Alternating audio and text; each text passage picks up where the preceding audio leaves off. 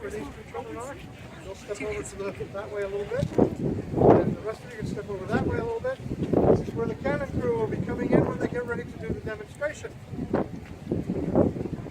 While you're on the cannon, I'd like to ask everyone, please help us preserve this national monument by restricting your contact to it as much as possible. That means, please, do not run, jump, climb, sit upon, lean on, dance on, do acrobatics on, or anything else. And any of the cannon shellstone walls of the fortress itself. Built 340 command of a European monarch. St Augustine and a castle, a masonry one. Replace the wooden ones. Now you're at it, we're making a siege castle. Ladies and gentlemen, you are standing in the results of that command. Multiple times over the years, it has never been defeated. It is, however, not surviving us. For some reason that we cannot figure out why. People built this fortress 3.5 centuries ago. We do not have the foresight to realize that someday there could be as many as 3/4 of visitors annually coming through here. God knows. I don't know why. Last year we had over 8,000 visitors. So every time we come in contact with the surface of the fortress, one minute is wiped away. Ladies and gentlemen,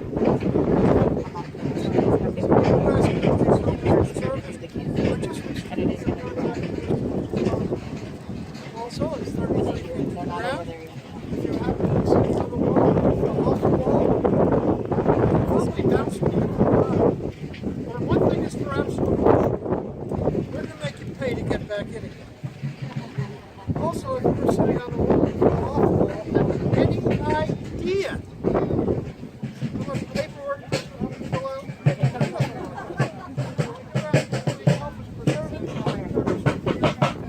Crew marching in. Got their tools.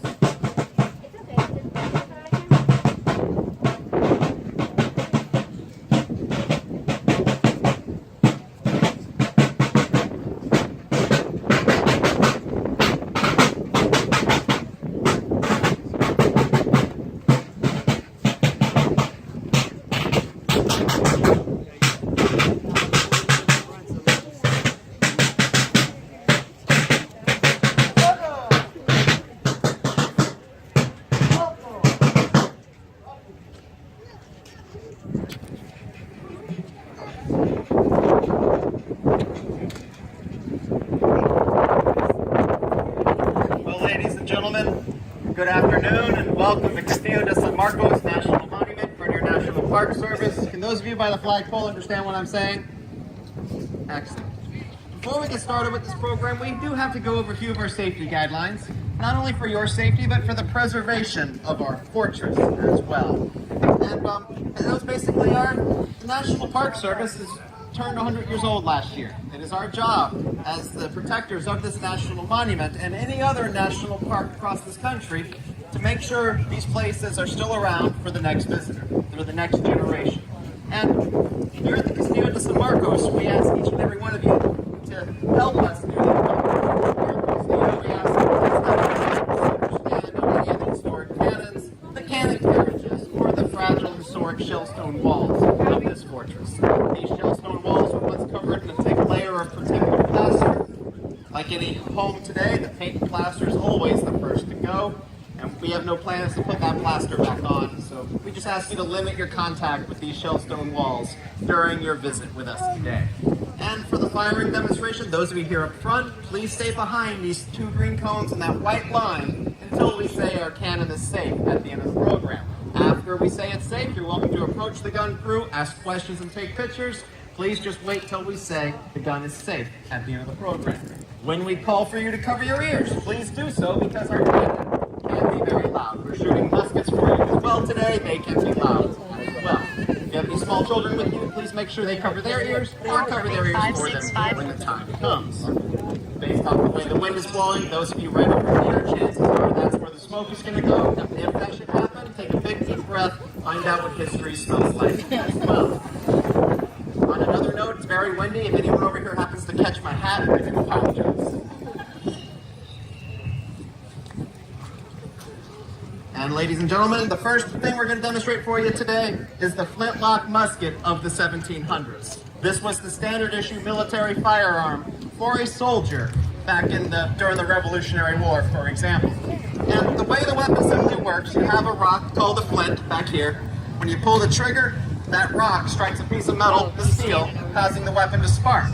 Spark should fall down in a pan full of gunpowder, igniting that pan, giving you what they call the flash in the pan, which sends fire into the barrel, igniting the shot.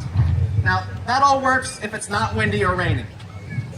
We have a little bit of wind today, so chances are we're taking the risk to see if our weapons will actually fire for you. Now, that's a unique thing about these weapons. They have an external ignition source, which is subject to wet weather, it's subject to windy weather. Black powder is a very corrosive substance that gets filthy every time it burns. So the flints will get dirty, the pans will get dirty, the prison or steel gets dirty. You don't wipe it off with every single shot, it doesn't work on the nest. But even so, this is the state-of-the-art firearm of the 1700s. Anything beyond 50 yards, there's a high chance of survival. That is the accurate range of this gun. But it was the favorite military firearm because in the day of the round ball and the muzzle-loading weapon, which means every shot is pushed down with your ramrod, you had two choices. Either you fired fast or you fired accurate. You could not do both. They had weapons that could accurately hit targets at long ranges, but they took a good minute to load and often required the use of a hammer to help push the ramrod down, while the soldier smoothbore gun could be fired 3 to 4 shots a minute. So there were two different types of weapons in the 1700s. The military preferred the inaccurate one because you could load and fire it much faster in a larger quantity. But if you have a weapon that is so terrible at hitting targets, how do you make it effectively used on a battlefield?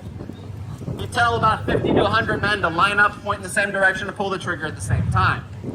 That tactic worked for a weapon that was so terrible at hitting targets. But again, you could fire it quickly and very often. And ladies and gentlemen, during the days of the flintlock musket, these weapons probably saw more use during hand-to-hand combat than they actually did as far as a firearm is concerned. If you're too close to the enemy and you can't reload and fire the weapon, you attach bayonets and your weapon turns into a 9-pound club with a knife on the end of it. And ladies and gentlemen, in the days of the flintlock musket, each soldier carried with them a paper cartridge, and that is what enabled these soldiers to load and fire their weapons fast. Before the days of the paper cartridge, you would see someone walk up with a powder horn over their shoulder and a couple of pouches around their belt. They would pour out the powder horn to get their shot ready, then they would grab their musket ball and grab a little cloth patch, wrap the patch around the ball, and then push it down the barrel. The reason for that cloth patch is that when you bring the weapon down to shoot it, you don't want the ball to roll out of the front end. And it could take some time if you have 3 different things you have to put together to get your weapon to fire. So building that little musket cartridge later on, where you had your powder, the patch, and the ball all combined, allowed that soldier to load and fire fast, holding the weapon in your left hand, the cartridge in your right hand, having your teeth to rip the cartridge open. When you empty the cartridge itself turns into that old cloth patch to push the ball down the barrel. And what we are going to do today as far as firing the flintlocks for you is demonstrate 2 different firing techniques they did back in the 1700s. Most of the Spanish soldiers of the mid-18th century, at least the lower class ones, did not know how to read or write. So you don't just go out there and say, read a drill manual, we're going to teach you how to shoot a gun tomorrow. They would take a 15-second loading drill and break it up into 27 individual steps. And that helped the soldier get the muscle memory on what to do on a battlefield. Because when you set foot on a battlefield, the last thing you want your soldier to think about is, how does my weapon work? Rather than focus on the drill commands and all the other things happening, rather than how to get that weapon loaded. So that first shot we're going to fire will be that practice drill they did back at home.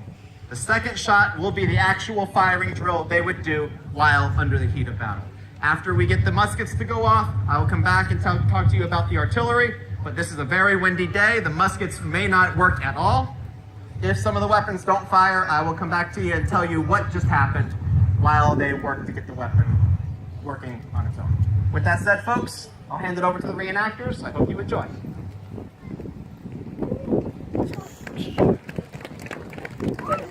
¡Vamos! ¡Atención! A la derecha, media, vuelta. La mano derecha a las armas.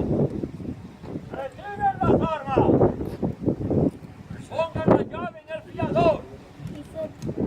Limpien la piedra. Soplen la cazoleta. Saquen el cartucho.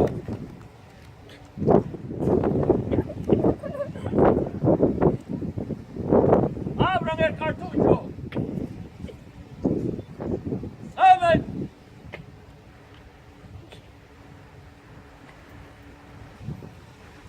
Cierren la cazoleta. Hacen las armas al lado izquierdo.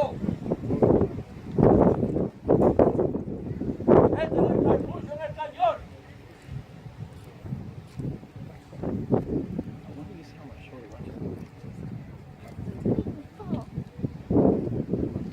¡Saquen la baqueta! ¡Alta la baqueta! ¡Acorten la baqueta! ¡Metan la baqueta en el cañón!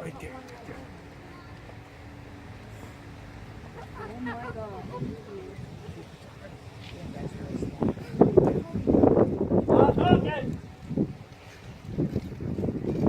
¡Retiren la baqueta! ¡Alta la baqueta! ¡Acorten la baqueta! ¡Metan la baqueta en su lugar!